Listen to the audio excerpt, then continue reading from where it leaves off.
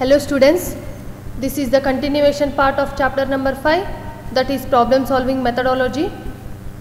In the last video, I already explained about some of the examples of flowchart as well as algorithm, and I already explained about what is the meaning of algorithm, what are the advantages and disadvantages of algorithm, and what is the meaning of flowchart and the symbols of flowchart.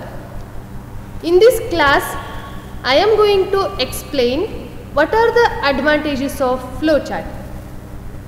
The first advantage of flowchart is flowcharts provide an excellent means of communication which is very easy to understand. The pictorial representation of any problem is easy rather than the words. So, we can easily understand the program logic through the help of flowchart.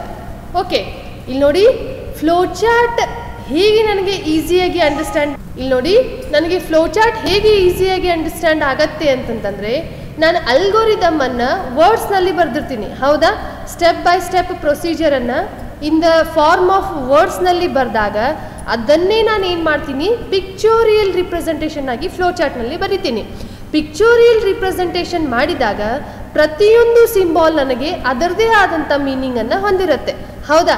ಅಂದರೆ ನಾನು ಆ symbol ಬಂದಾಗ ನನಗೆ ಇದೇ work ಆಗ್ತಿದೆ, ಆಮೇಲೆ ನನಗೆ flow top two bottom ಆಗ್ತಿದೇನೋ, ಏನು ಬಾಟಮ್ ಟು ಟಾಪ್ ಆಗ್ತಿದೇನೋ ಅಂಥೇಳಿ ನೀಟಾಗಿ ಅಂಡರ್ಸ್ಟ್ಯಾಂಡ್ ಆಗೋಕ್ಕೆ, ಅಂದರೆ ಕಮ್ಯುನಿಕೇಷನ್ ಹೇಗೆ ಆಗ್ತಿದೆ, ಅಂದರೆ first step to last step ನನಗೆ ಬಾಟಮ್ದಿಂದ ಕಮ್ಯುನಿಕೇಷನ್ ಆಗ್ತಿದೇನೋ ಅಥವಾ ಟಾಪ್ದಿಂದ ಕಮ್ಯುನಿಕೇಷನ್ ಆಗ್ತಿದೇನೋ ಅನ್ನೋದು ನನಗೇನಾಗುತ್ತೆ, ಫ್ಲೋಚಾರ್ಟ್ದಿಂದ ಈಸಿಲಿ ಅಂಡರ್ಸ್ಟ್ಯಾಂಡ್ ಆಗುತ್ತೆ.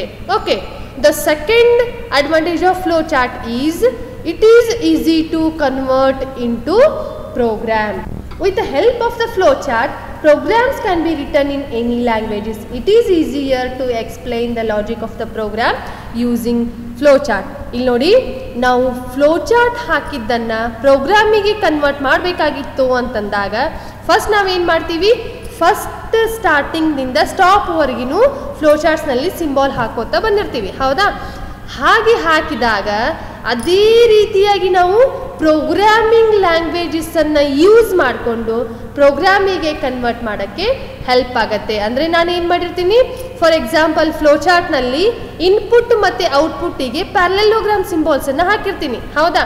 ಅದೇ ನಾನು ಸೇಮ್ ಇನ್ಪುಟ್ ಔಟ್ಪುಟ್ಟಿಗೆ ಪ್ರೋಗ್ರಾಮ್ನಲ್ಲಿ ಯಾವ ರೀತಿ ಬರಿಬೇಕು ಅಂತ ಹೇಳಿ ಅದನ್ನು ನೋಡಿದ ತಕ್ಷಣ ನನಗೆ ಅಂಡರ್ಸ್ಟ್ಯಾಂಡ್ ಆಗುತ್ತೆ. ಅಂದರೆ ಅದನ್ನು ಸಿಂಪಲ್ ಆಗಿ ಈಸಿ ವೇನಲ್ಲಿ ನಾವೇನು ಮಾಡ್ಬೋದು, ಪ್ರೋಗ್ರಾಮಿಗೆ ಕನ್ವರ್ಟ್ ಮಾಡ್ಬೋದು. Okay, the third advantage is it is a independent of programming language. It is not related to any programming languages. It is a independent of programming language. ಇಲ್ಲಿ ನೋಡಿ, ಇದು ಯಾವುದೇ ಪ್ರೋಗ್ರಾಮಿಂಗ್ ಲ್ಯಾಂಗ್ವೇಜ್ ಮೇಲೆ dependent ಆಗಿರಲ್ಲ.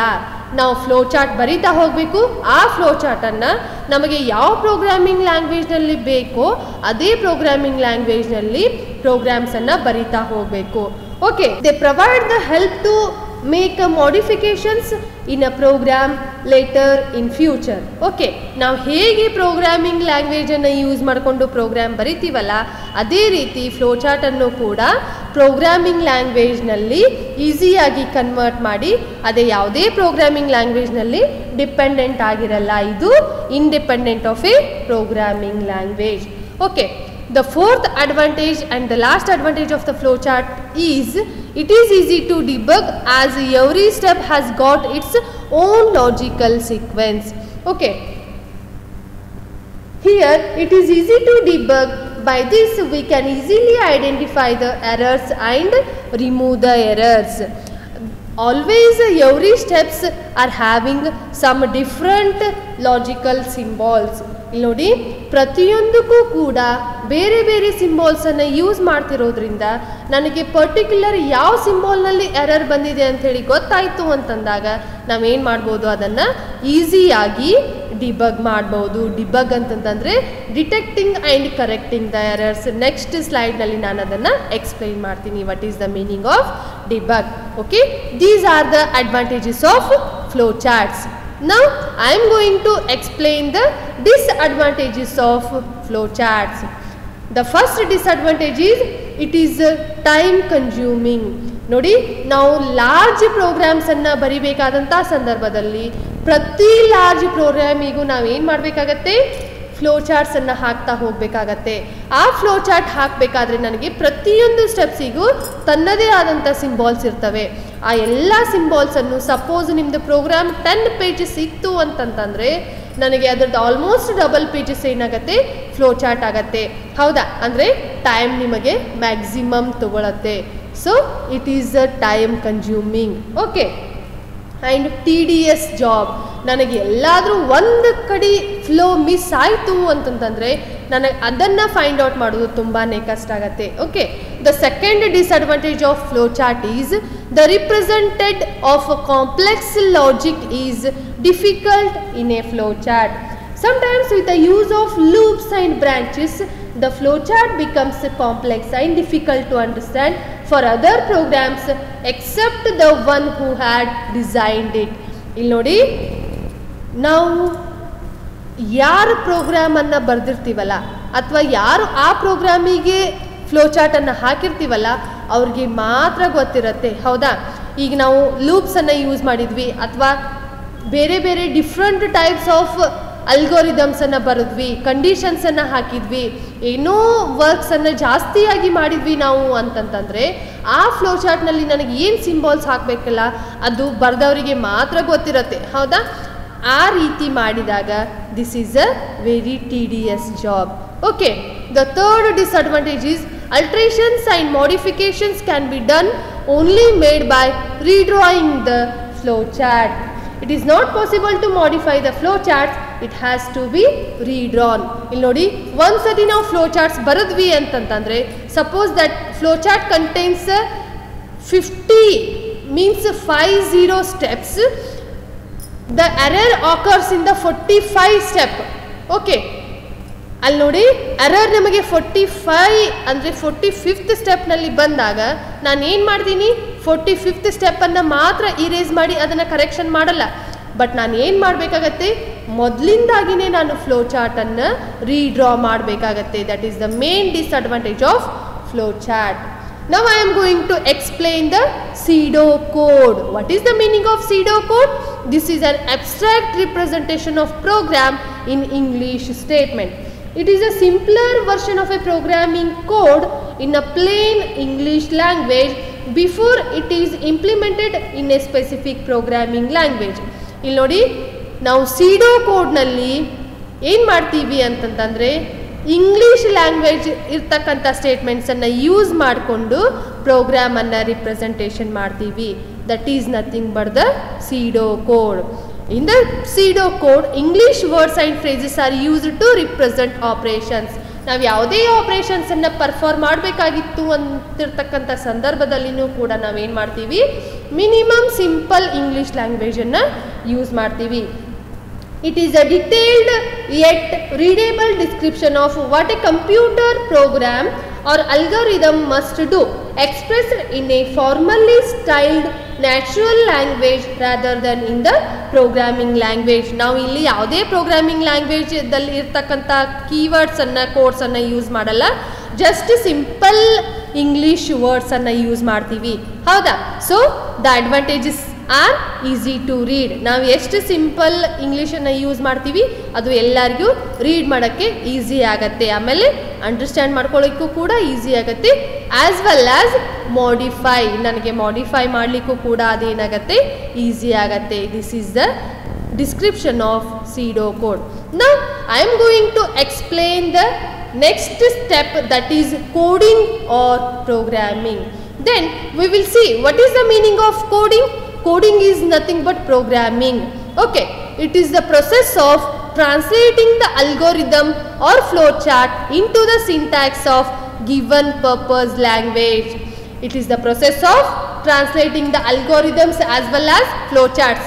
ಅಲ್ಗೋರಿದಮ್ಸನ್ನು ಆದ್ರೂ ನಾನು ಏನು ಮಾಡ್ಬೋದು, ಟ್ರಾನ್ಸ್ಲೇಟ್ ಮಾಡ್ಬೋದು, ಅಥವಾ ಫ್ಲೋ ಚಾರ್ಟ್ಸನ್ನಾದ್ರೂ ಟ್ರಾನ್ಸ್ಲೇಟ್ ಮಾಡ್ಬೋದು. ಹೇಗೆ ಟ್ರಾನ್ಸ್ಲೇಟ್ ಮಾಡ್ಬೋದು, ಯಾವುದೇ ಲ್ಯಾಂಗ್ವೇಜ್ ನಾವು ಯೂಸ್ ಮಾಡ್ತಿದ್ವಿ ಅಂತಂದಾಗ ಅದರಲ್ಲಿ ತನ್ನದೇ ಆದಂಥ ರೂಲ್ಸ್ ಮತ್ತು ರೆಗ್ಯುಲೇಷನ್ಸ್ ಇರುತ್ತೆ. ಸಿಂಟ್ಯಾಕ್ಸ್ ಇರುತ್ತೆ, ಇದನ್ನೇ ಹೀಗೆ ಬರಿಬೇಕು ಅಂಥೇಳಿ. ಆ ಸಿಂಟ್ಯಾಕ್ಸ್ ಪ್ರಕಾರ ನಾನು ಏನು ಮಾಡ್ಕೊತಾ ಹೋಗಬೇಕು, ಅಲ್ಗೋರಿದಮ್ ಅಥವಾ ಫ್ಲೋ ಚಾರ್ಟನ್ನು ಟ್ರಾನ್ಸ್ಲೇಟ್ ಮಾಡ್ತಾ ಹೋಗಬೇಕು. That process is nothing but coding or programming. ಅಂದರೆ ಪ್ರೋಗ್ರಾಮಿಂಗ್ ಲ್ಯಾಂಗ್ವೇಜ್ನಲ್ಲಿ ಇರ್ತಕ್ಕಂಥ ಸಿಂಟ್ಯಾಕ್ಸಿಗೆ ನಾವೇನು ಮಾಡಬೇಕು, syntax is nothing but rules and regulations which are present in those particular programming languages. Okay, syntax ಅಂದರೆ ರೂಲ್ಸ್ ಮತ್ತು ರೆಗ್ಯುಲೇಷನ್ಸ್. ನಾವು ಹೇಗೆ ರೂಲ್ಸ್ ಮತ್ತು ರೆಗ್ಯುಲೇಷನ್ಸ್ ಮಾಡಿರ್ತೀವಿ ಅಂದರೆ ನನಗೆ ಈ ಲ್ಯಾಂಗ್ವೇಜ್ನಲ್ಲಿ ಇದೇ ವರ್ಡನ್ನು ಯೂಸ್ ಮಾಡಬೇಕು, ಈ ಪ್ರೋಗ್ರಾಮಿಂಗ್ ಲ್ಯಾಂಗ್ವೇಜ್ನಲ್ಲಿ ಇದೇ ವರ್ಡನ್ನು ಯೂಸ್ ಮಾಡಬೇಕು ಅಂಥೇಳಿ ನಾವೇನು ಮಾಡಿರ್ತೀವಿ. ಫಾರ್ ಎಕ್ಸಾಂಪಲ್ ನಾನು ಒಂದು ಎಕ್ಸಾಂಪಲ್ ಹೇಳ್ತೀನಿ ನೋಡಿ. ಸಿ ಲ್ಯಾಂಗ್ವೇಜ್ ತಗೊಂಡಾಗ ನಾನು ರೀಡ್ ಮಾಡೋಕ್ಕೆ ಮತ್ತು ಪ್ರಿಂಟ್ ಮಾಡೋಕ್ಕೆ ಸ್ಕ್ಯಾನ್ ಎಫ್ ಮತ್ತು ಪ್ರಿಂಟ್ ಎಫ್ ವರ್ಡ್ಸನ್ನು ತಗೋತೀನಿ. ಅದೇ ರೀತಿ ನಾನು C++ನಲ್ಲಿ language. C++ is also one language. For reading and printing purpose, I am going to use cin and cout statements. ಇಲ್ಲಿ ನೋಡಿ ಡಿಫರ್ ಆಯಿತು, ಹೌದಾ? ಸಿ ಲ್ಯಾಂಗ್ವೇಜ್ನಲ್ಲಿ C++ ಲ್ಯಾಂಗ್ವೇಜ್ನಲ್ಲಿ ನಾನು ಯೂಸ್ ಮಾಡ್ತಿರ್ತಕ್ಕಂಥ ಪರ್ಪಸ್ ಏನು same, that is reading and printing. But keywords ನಾನು ಏನು ಮಾಡ್ತಿದ್ದೀನಿ ಅಂದರೆ ಸ್ಟೇಟ್ಮೆಂಟ್ಸ್ ನಾನು ಏನು ಮಾಡ್ತಿದ್ದೀನಿ, ಎರಡೂದ್ರಲ್ಲೂ ಡಿಫ್ರೆಂಟಾಗಿ ಯೂಸ್ ಮಾಡ್ತಿದ್ದೀನಿ. ಸಿನಲ್ಲಿ ಸ್ಕ್ಯಾನ್ ಎಫ್ ಮತ್ತು ಪ್ರಿಂಟ್ ಎಫ್ ಅನ್ನು ಯೂಸ್ ಮಾಡ್ತಿದ್ದೀನಿ, C++ನಲ್ಲಿ ಸೀನ್ ಮತ್ತು cout ಅನ್ನು ಯೂಸ್ ಮಾಡ್ತಿದ್ದೀನಿ, ಹೌದಾ? ಅದೆರಡೂ ಕೂಡ ಸಿಂಟ್ಯಾಕ್ಸ್ ಆಗತ್ತೆ. ಅಂದರೆ ಸಿ ಲ್ಯಾಂಗ್ವೇಜ್ ಸಿಂಟ್ಯಾಕ್ಸೇ ಬೇರೆ ಇರುತ್ತೆ, C++ ಲ್ಯಾಂಗ್ವೇಜ್ ಸಿಂಟ್ಯಾಕ್ಸೇ ಬೇರೆ ಇರುತ್ತೆ. So what is the meaning of coding?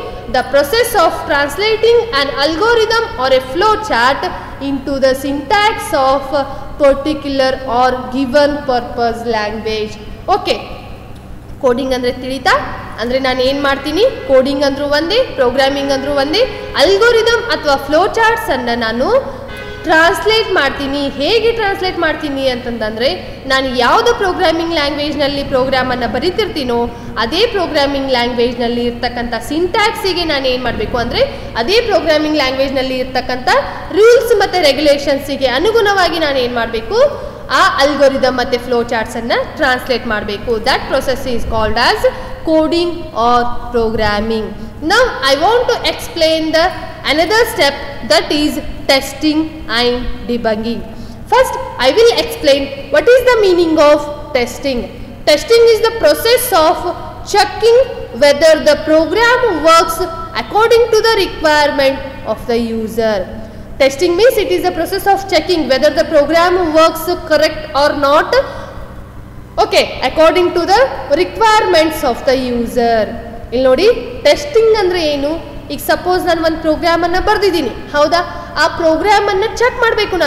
ಆ ಪ್ರೋಗ್ರಾಮನ್ನು ನಾನು ಯಾವ ರೀತಿ ಚೆಕ್ ಮಾಡಬೇಕು ಅಂತಂದರೆ, ಆ ಪ್ರೋಗ್ರಾಮ್ ನನಗೆ ಕರೆಕ್ಟಾಗಿ ವರ್ಕ್ ಆಗತ್ತೋ ಅಥವಾ ಆಗೋದಿಲ್ವೋ ಅನ್ನೋದನ್ನು ಚೆಕ್ ಮಾಡಬೇಕು, ಹೌದಾ? ಕರೆಕ್ಟ್ ಆಗತ್ತೋ ಅಥವಾ ಆಗೋದಿಲ್ಲೋ ಅನ್ನೋದನ್ನು ನಾನು ಹೇಗೆ ಚೆಕ್ ಮಾಡಬೇಕು?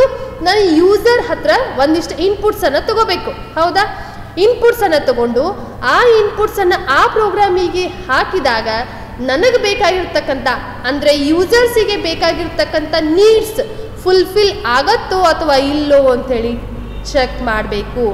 That is nothing but testing. Testing is the process of checking whether the program works correct or not according to the requirements of the user, ಹೌದಾ? ಟೆಸ್ಟಿಂಗ್ ಅಂದರೆ ಏನು? ಯೂಸರಿಗೆ ರಿಕ್ವೈರ್ಮೆಂಟ್ಸ್ ಇರ್ತಕ್ಕಂಥ ಸಂದರ್ಭದಲ್ಲಿ ಪ್ರೋಗ್ರಾಮ್ ನನಗೆ ಕರೆಕ್ಟಾಗಿ ವರ್ಕ್ ಆಗತ್ತೋ ಅಥವಾ ಆಗೋದಿಲ್ವೋ ಅನ್ನೋದನ್ನು ಚೆಕ್ ಮಾಡೋದೇ ಯಾವುದು? ಟೆಸ್ಟಿಂಗ್, ಹೌದಾ? Next I want to explain the meaning of debugging. Debugging is the process of identifying and correcting or removing the bugs. Bugs means errors. Debugging is the process of identifying as well as correcting the errors. Suppose if any programs are having mistakes, first we can identify those mistakes as well as correcting those mistakes.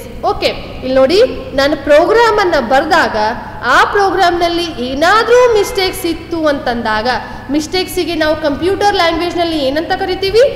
Bugs ಅಂತ ಕರಿತೀವಿ. BUGS bugs ಅಂತಲೂ ಕರಿತೀವಿ, R errors ಅಂತಲೂ ಕರಿತೀವಿ. ERRORS. Errors or bugs are nothing but same meaning. ಹೌದಾ? ಎರಡೂ ಕೂಡ ಒಂದೇ ಅರ್ಥವನ್ನು ಹೊಂದಿರ್ತವೆ. ಬಗ್ಸ್ ಅಂದ್ರೂ ಒಂದೇ, ಎರರ್ಸ್ ಅಂದ್ರೂ ಒಂದೇ. ಆ ಬಗ್ಸ್ ಮತ್ತು ಎರರ್ಸ್ ಅನ್ನ ಫೈಂಡ್ ಔಟ್ ಮಾಡೋದು, ಆಮೇಲೆ ಆ ಎರರ್ಸ್ ಅನ್ನ ಕರೆಕ್ಷನ್ ಮಾಡೋ ಪ್ರೊಸೆಸ್ಸಿಗೆ ನಾವು ಏನಂತ ಕರಿತೀವಿ? ಡಿಬಗ್ಗಿಂಗ್ ಅಂತ ಹೇಳಿ ಕರಿತೀವಿ. ಅಂದ್ರೆ debugging is the process of identifying and correcting or removing the errors or bugs. ಹೌದಾ? ಡಿಬಗ್ಗಿಂಗ್ ಅಂದ್ರೆ ಏನು? ನಾವು ಯಾವುದಾದ್ರೂ ಬರ್ದಿರ್ತಕ್ಕಂಥ ಪ್ರೋಗ್ರಾಮ್ನಲ್ಲಿ ಎರರ್ಸ್ ಅದಾವೋ ಇಲ್ಲೋ ಅಂತ ಹೇಳಿ ಚೆಕ್ ಮಾಡಬೇಕು. ಸಪೋಸ್ ಎರರ್ಸ್ ಇದ್ರೆ ಎಲ್ಲಿ ಎರರ್ಸ್ ನನಗೆ ಅಪಿಯರ್ ಆಗ್ತಿದೆ ಅನ್ನೋದನ್ನ ಚೆಕ್ ಮಾಡಬೇಕು. ಆ ಎರರ್ಸ್ ಅನ್ನ ನಾನು ಏನು ಮಾಡಬೇಕು? ಫೈಂಡ್ ಔಟ್ ಮಾಡಿ ಡಿಬಗ್ ಮಾಡಬೇಕು. ಅಂದ್ರೆ ಫೈಂಡ್ ಔಟ್ ಮಾಡಿ ಆ ಎರರ್ಸ್ ಅನ್ನ ಕರೆಕ್ಷನ್ ಮಾಡಬೇಕು. This is nothing but debugging. Testing ಮತ್ತೆ ಡಿಬಗ್ಗಿಂಗ್ ಅಂದ್ರೆ ಏನು? Test is a process of checking whether the program works correct or not according to the requirements of the user. Debugging is the process of identifying and correcting the bugs or errors. Okay, now I am going to explain the types of errors. How many types of errors are there in your syllabus? There are 4 types of errors. Those are syntax errors, runtime errors, semantic errors and logical errors. Now I will explain in detail one by one. Now I want to explain the first error, that is syntax error. First I will define what is the meaning of syntax error. Syntax error is nothing but the grammatical mistakes in the statements of the program. Okay, ಇಲ್ಲಿ ನೋಡಿ, for example missing semicolon. ನಾನು program ಅನ್ನು ಬರೆದಿರ್ತೀನಿ. ಹೌದಾ? ಆ program ಅನ್ನು ಬರೆದಾಗ ಆ ಪ್ರೋಗ್ರಾಮ್ನಲ್ಲಿ ನನಗೆ ತನ್ನದೇ ಆದಂಥ ಸಿಂಟ್ಯಾಕ್ಸ್ ಇರುತ್ತೆ. ಹೌದಾ? ಅಂದರೆ ಒಂದಿಷ್ಟು ಸ್ಟೇಟ್ಮೆಂಟ್ಸ್ ಅನ್ನು ನಾನು ಏನು ಮಾಡಬೇಕು? ಸೆಮಿಕೋಲನ್ನಿಂದ ಎಂಡ್ ಮಾಡಬೇಕು. ನಿಮಗೆ ಪ್ರೋಗ್ರಾಮಿಂಗ್ ಪಾರ್ಟ್ ಹೇಳಬೇಕಾದ್ರೆ ಇದು ಗೊತ್ತಾಗತ್ತೆ ಸಿಂಟ್ಯಾಕ್ಸ್ ಎರರ್ ಏನು ಅಂತ ಹೇಳಿ. ಹೌದಾ? ಫಸ್ಟ್ ನಾನು ಏನು ಬರೀಬೇಕು? ಹೆಡ್ರ್ ಫೈಲ್ಸನ್ನು ಬರೆದಿರ್ತೀನಿ. ಹೆಡ್ರ್ ಫೈಲ್ಸ್ ಆದ ನಂತರ ಮೇನ್ ಮೆಥಡ್ ಫಂಕ್ಷನನ್ನು ಬರೆದಿರ್ತೀನಿ, ಓಪನಿಂಗ್ ಬ್ರೇಸ್ ಹಾಕಿರ್ತೀನಿ, ಆಮೇಲೆ ಇನ್ಪುಟ್ ಮತ್ತು ಔಟ್ಪುಟ್ ಸ್ಟೇಟ್ಮೆಂಟ್ಸನ್ನು ಬರೆದಿರ್ತೀನಿ. ಹೌದಾ? ಇನ್ಪುಟ್ ಮತ್ತು ಔಟ್ಪುಟ್ ಸ್ಟೇಟ್ಮೆಂಟ್ಸನ್ನು ನಾನು ಏನು ಮಾಡ್ತೀನಿ? ಸೆಮಿಕೋಲನ್ನಿಂದ ಎಂಡ್ ಮಾಡ್ತೀನಿ. ನಾನು ಯಾವುದಾದ್ರೂ ಸೆಮಿಕೋಲನನ್ನು ಮಿಸ್ ಮಾಡಿದೆ ಅಂತಂತಂದರೆ ನಿಮಗೆ ಕಂಪೈಲ್ ಮಾಡಿದಾಗ ಅದು ಸಿಂಟ್ಯಾಕ್ಸ್ ಎರರ್ ಅಂಥೇಳಿ ಅಪಿಯರ್ ಆಗುತ್ತೆ. ಅಂದರೆ ಮಿಸ್ಸಿಂಗ್ ಸೆಮಿಕೋಲನ್ ಅಂತ ಅರ್ಥ. ಅದು ನಿಮಗೆ ಎಕ್ಸ್ಪ್ಲನೇಷನ್ ತೋರಿಸುತ್ತೆ. ಮಿಸ್ಸಿಂಗ್ ಸೆಮಿಕೋಲನ್ ಅಂದರೆ ನೀವು ಸೆಮಿಕೋಲನನ್ನು ಮಿಸ್ ಮಾಡಿದ್ದೀರಿ ಇಷ್ಟು ನಂಬರ್ ಲೈನ್ನಲ್ಲಿ, ಅದು ನಂಬರ್ ಕೂಡ ತೋರಿಸುತ್ತೆ, ಲೈನ್ ನಂಬರ್ ಕೂಡ ನಿಮಗೆ ತೋರಿಸುತ್ತೆ. ಅಂದರೆ grammatical mistakes which are made in the statements of the program are called as syntax errors. Okay, the second one is runtime errors. During the execution of the program some errors may occur. Such errors are called as runtime errors. Suppose ಇಲ್ಲಿ ನೋಡಿ ಒಂದು example ಬರ್ದಿದ್ದೀನಿ ನಾನು. ಏನು ಅಂತಂದರೆ divide by zero. ನಿಮಗೆಲ್ಲರಿಗೂ mathematics operations ಗೊತ್ತಿದ್ದಾವೆ. ಹೌದಾ? Divide by zero, ನೀವು ಯಾವುದೇ ನಂಬರನ್ನು ಝೀರೋದಿಂದ ಡಿವೈಡ್ ಮಾಡಿದ್ರಿ ಅಂತಂದರೆ ನಿಮಗೆ ಆನ್ಸರ್ ಬರಲ್ಲ. ಹೌದಾ? ಆನ್ಸರ್ ಬರಲ್ಲ ಅಂತಂದರೆ ಏನು? ಈಗ ಸಪೋಸ್ ನಾನು ಒಂದು ಪ್ರೋಗ್ರಾಮ್ ಬರ್ದಿದ್ದೀನಿ. ಹೌದಾ? Divide of 2 numbers. ಹೌದಾ? ಅಲ್ಲಿ ನೀವೇನು ಮಾಡ್ತೀರಿ? 2 ನಂಬರ್ಸನ್ನು ತಗೋತೀರಿ, 2 ನಂಬರ್ಸನ್ನು ರೀಡ್ ಮಾಡ್ತೀರಿ, 2 ನಂಬರ್ಸನ್ನು ಪ್ರಿಂಟ್ ಮಾಡ್ತೀರಿ, ಆಪರೇಷನ್ ಮಾಡ್ತೀರಿ. ಆಪರೇಷನ್ ಅಂದರೆ ಏನು? A divided by B. ಹೌದಾ? The main operation of the divide 2 numbers ಅಂತಂದರೆ ಏನು? A divided by B. A is a one number, B is another number. ಅಂದರೆ A is one variable which holds the one number, B is another variable which holds the another number. ಹೌದಾ? A ಮತ್ತು B ಮಾಡಿದಾಗ ನೀವು A divided by B ನಲ್ಲಿ ಎಲ್ಲ types ವ್ಯಾಲ್ಯೂಸನ್ನು ಕೊಡ್ತಾ ಹೋಗ್ತೀರಿ. ಹೌದಾ? ಎಲ್ಲ ಟೈಪ್ಸ್ ವ್ಯಾಲ್ಯೂಸನ್ನು ಕೊಡ್ತಾ ಹೋದಾಗ ರನ್ ಮಾಡಬೇಕಾದ ಸಂದರ್ಭದಲ್ಲಿ ನೀವೇನು ಮಾಡ್ತೀರಿ? ಎಲ್ಲದಕ್ಕೂ ನಿಮ್ಮದು ಪ್ರೋಗ್ರಾಮ್ ವರ್ಕ್ ಆಗುತ್ತೆ. ಬಟ್ ಒಂದು ವ್ಯಾಲ್ಯೂಗೆ ಮಾತ್ರ ನಿಮ್ಮದು ಪ್ರೋಗ್ರಾಮ್ ವರ್ಕ್ ಆಗಲ್ಲ.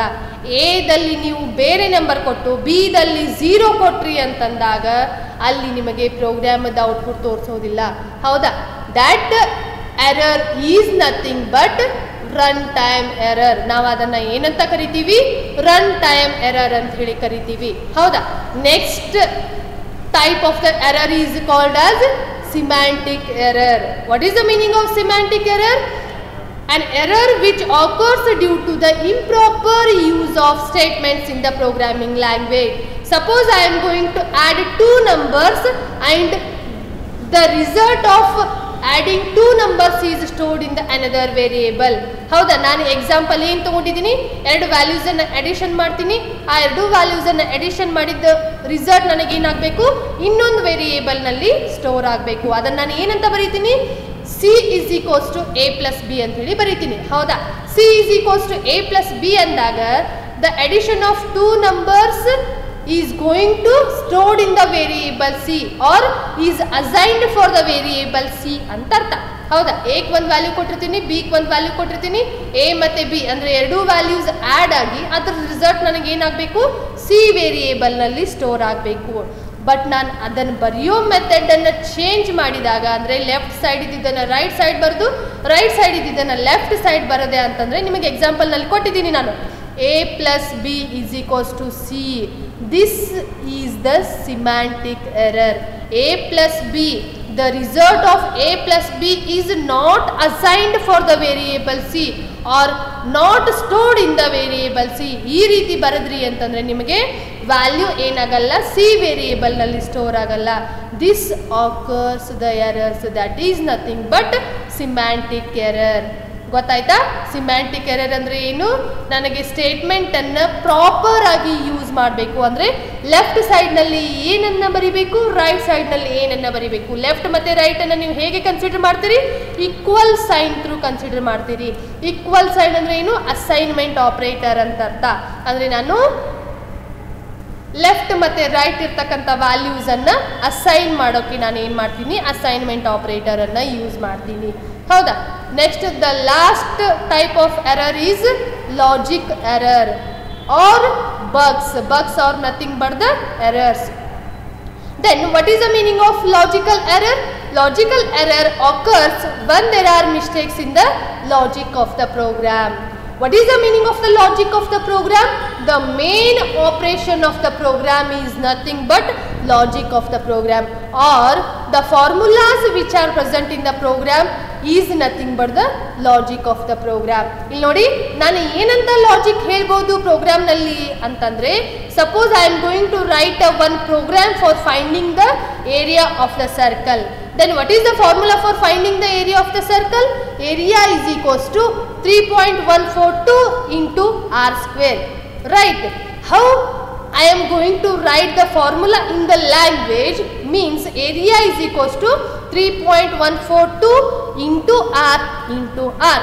ಹೌದಾ, ನಾನು ಏನಂತ ಬರೀತೀನಿ, 3.142 ಇಂಟು ಆರ್ ಇಂಟು ಆರ್ ಅಂತೇಳಿ ಬರೀತೀನಿ. ಹೌದಾ, ಅಂದರೆ ಪೈನ ನಾನು ಪ್ರೋಗ್ರಾಮಿಂಗ್ ಲ್ಯಾಂಗ್ವೇಜ್ನಲ್ಲಿ ವ್ಯಾಲ್ಯೂನ ಸಬ್ಸ್ಟಿಟ್ಯೂಟ್ ಮಾಡಬೇಕಾಗತ್ತೆ.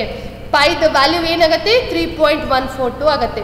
ನಿಮಗೆ ನಾನು ಇಲ್ಲಿ ಬರೆದಿರೋ ಎಕ್ಸಾಂಪಲ್ನಲ್ಲಿ ಏನು ಬರೆದಿದ್ದೀನಿ ಅಂತಂದರೆ 3.14 ಇಂಟು 2 ಅಂತ ಹೇಳಿ ಬರೆದಿದ್ದೀನಿ. ಇಂಟು 2 ತಗೊಂಡಾಗ ನನಗೆ ಹೋಲ್ ಲಾಜಿಕ್ ತಪ್ಪಾಗತ್ತೆ, ಅಂದರೆ ನನಗೆ ಆನ್ಸರ್ ತಪ್ಪು ಬರುತ್ತೆ. ನಿಮಗೆ ಎರರ್ ತೋರಿಸಲ್ಲ ಅದು. ಹೌದಾ, ಯಾಕಂದರೆ ನೀವು ಬರೆದಿರ್ತಕ್ಕಂಥ ಫಾರ್ಮುಲಾ ಕಂಪ್ಯೂಟರ್ಗೆ ಗೊತ್ತಿರಲ್ಲ, ನಿಮಗೆ ಮಾತ್ರ ಗೊತ್ತಿರತ್ತೆ. ಏರಿಯಾ ಫಾರ್ಮುಲಾ ಏನು ಬರಿಬೇಕು ಅನ್ನೋದನ್ನು ನೀವು ಕರೆಕ್ಟಾಗಿ ಬರೆದಾಗ ಮಾತ್ರ ಆ ಲಾಜಿಕ್ ನಿಮಗೆ ಕರೆಕ್ಟಾಗಿ ವರ್ಕ್ ಆಗುತ್ತೆ. ಆ ಲಾಜಿಕ್ನಲ್ಲಿ ನೀವು ಏನು ಬರೆದಿರ್ತೀರಿ, 3.142 ಬರಿಬೇಕು. ಬಟ್ 14 ಇಂಟು 2 ಬರೆದಾಗ the answer is wrong for that program. So that is nothing but logical error.